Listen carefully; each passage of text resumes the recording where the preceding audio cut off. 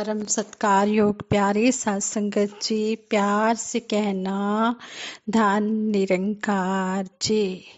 साथ संगत जी कहते हैं जब ब्रह्म की प्राप्ति हो जाती है तो सारे वहमों भरमों से छुटकारा हो जाता है। संपूर्ण हरदेव वाणी में भी सतगुरु बाबा हरदेव सिंह जी महाराज इस शब्द की ओर इशारा करते हुए हमें समझा रहे हैं, ज्ञान का सूरज उदय हुआ तो जीवन में उजियारा है। जब ब्रह्म ज्ञान जीवन में आ जाता है तो जीवन में उजाला ही उजाला हो जाता है। मन के भीतर से भ्रमों का दूर हुआ अंधियारा है। फिर मन के अंदर जो वहम भुलेखे होते हैं उन उन सब का छुटकारा हो जाता है, वो सब दूर हो जाते हैं। ज्ञान का सूरज उदय हुआ तो सही गलत को जान लिया।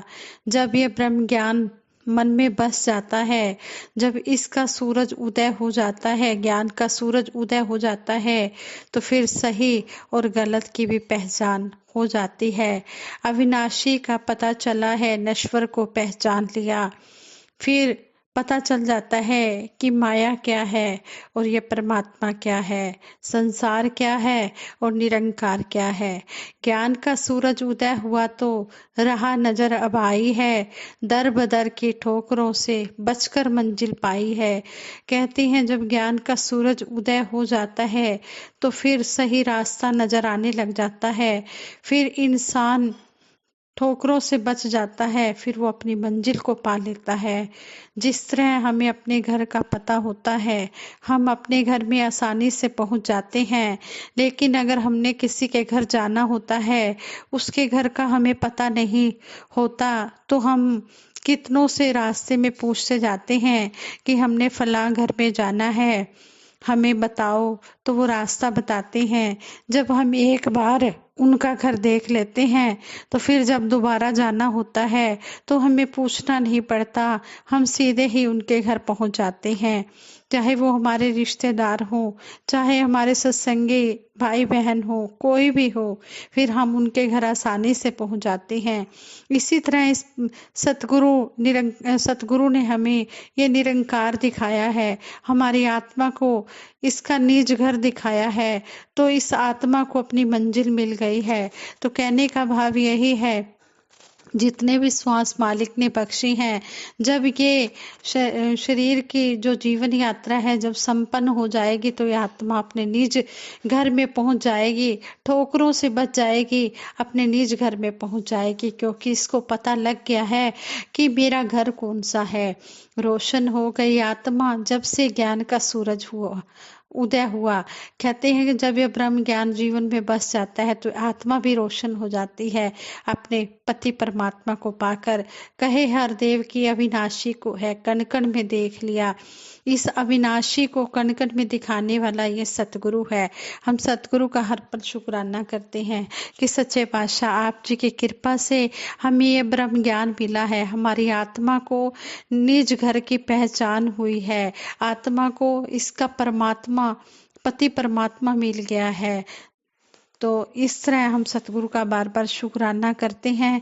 बाह पकड़ कर लीने जन अपने को गृह अंधकूपते माया। सतगुरु ने बाजू पकड़कर हमें इस अंधे कुएं से बाहर निकाल दिया है, माया के संसार के अंधे कुएं से बाहर निकाल लिया और अपने चरणों में लगा दिया है, हमें निज घर की पहचान कराई है। इसी पर आधारित दासी एक स्टोरी भी आप जी के चरणों में शेयर करने जा रही है। कहते हैं काशी में गंगा के तट पर एक संत का आश्रम था। एक दिन उनके एक शिष्य ने पूछा, गुरुवर शिष्य का उद्देश्य क्या है? संत ने मुस्कुराकर कहा, एक दिन तुम खुद ब खुद जान जाओगे, बात आई गई हो गई। कुछ समय बाद एक रात संत ने उस शिष्य से कहा, बेटा इस पुस्तक को, इस बुक को मेरे रूम में तख्त पर रख दो। शिष्य लेकर गुरुदेव के रूम में गया, लेकिन उसी समय वापस लौट आया। वह डर से कांप रहा था। संत ने पूछा, क्या हुआ, इतने डरे हुए क्यों हो? शिष्य ने कहा, गुरुवर कमरे में सांप है। संत ने कहा, यह तुम्हारा भ्रम होगा, कमरे में सांप कहाँ से आएगा? तुम फिर जाओ और किसी मंत्र का जप करना, सांप होगा तो भाग जाएगा। शिष्य दोबारा कमरे में गया, उसने मंत्र का जाप भी किया, लेकिन सांप उसी स्थान पर था। वह डर कर फिर बाहर आ गया और संत से बोला, सांप वहां से जा नहीं रहा है। संत ने कहा, इस बार दीपक लेकर जाओ, सांप होगा तो दीपक के प्रकाश से भाग जाएगा। शिष्य इस बार दीपक लेकर गया तो देखा कि वहां सांप नहीं है, सांप की जगह एक रस्सी लटकी हुई थी। अंधेरा होने के कारण उस रस्सी के वह टुकड़े को सांप समझ रहा था। बाहर आकर शिष्य ने कहा, गुरुवर वहां सांप नहीं, रस्सी का टुकड़ा है, अंधेरे में मैंने उसे सांप समझ लिया था। संत ने कहा, बेटा इसी को भ्रम कहते हैं। संसार बहुत ही भ्रमों के जाल में जकड़ा हुआ है। ज्ञान के उजाले से ही इस भ्रम के जाल को मिटाया जा सकता है, लेकिन अज्ञानता के कारण हम बहुत सारे भ्रम जाल पाल लेते हैं और आंतरिक दीपक की कमी में उसे दूर नहीं कर पाते। यानी कि ब्रह्म ज्ञान न लेने के कारण हमारे मन में वो वहम भुलेखे बने रहते हैं, हम उन वहम भुलेखों के जाल में फंसे रहते हैं। लेकिन जब सतगुरु ब्रह्म की प्राप्ति कराता है तो सारे ब्रह्मों की समाप्ति भी करा देता है। ब्रह्म की प्राप्ति, ब्रह्म की समाप्ति, इस निरंकार से जोड़कर सारे वहम भुलेखे सतगुरु दूर कर देता है। तो इस तरह गुरुदेव जी उन्हें समझा रहे हैं अपने शिष्य को कि आंतरिक दीपक का प्रकाश संतों और ज्ञानियों के सत्संग से मिलता है। जब तक आंतरिक दीपक का प्रकाश जलेगा नहीं, लोग भ्रमों के जाल से मुक्ति नहीं पा सकते हैं। अगर इस आत्मा को मुक्त करना है तो सतगुरु के चरणों में आकर ब्रह्म ज्ञान लेकर इन वहमों भ्रमों से छुटकारा पा लो। यही सतगुरु आवाज दे रहे हैं और सभी को समझा रहे हैं। ज्ञान का सूरज उदय हुआ तो ब्रह्मों का अंधियारा है, सारे ब्रह्मों से छुटकारा है। परमात्मा बड़ा ही दयालु है, दयालुता इसका विरद है। दया में दयालुता का भाव मीन होता है। दया करने वाला कभी भी दया स्वीकार करने वाले के गुण दोष देखकर दया नहीं करता, बल्कि दया करना उसका स्वभाव बन जाता है। दया करके खुशी प्राप्त होती है। इसी प्रकार परमात्मा भी जीवात्मा के गुण दोष व कमियां देखे बिना दया करता जाता है। दया करना परमात्मा का स्वभाव है और इसे जीवात्मा पर दया करने से खुशी मिलती है। सारा संसार परमात्मा की दया का सुंदर और साक्षात प्रूफ है। परमात्मा अपनी दया दृष्टि से संसार की रचना करता है। इसने संसार के अनेक पदार्थ अपनी दया से जीवात्मा को दान और उपहार में दिए हैं। सूरज, धरती, पानी, हवा, वनस्पति, खाद्य और पीने के पदार्थ आदि को परमात्मा ने कभी भी जीवात्मा को गुण दोष देखकर नहीं दिए हैं और बदले में कभी कुछ अर्पण करने को भी नहीं कहा। जीवात्मा को मानव शरीर देते समय भी उनके गुण दोषों को नहीं देखा, बस इसके अंदर दया भाव प्रकट हुआ और जीवात्मा को मानव शरीर देकर मुक्ति का अधिकारी बना दिया, ताकि ये जन्म मरण के चक्कर से छुटकारा पा जाए।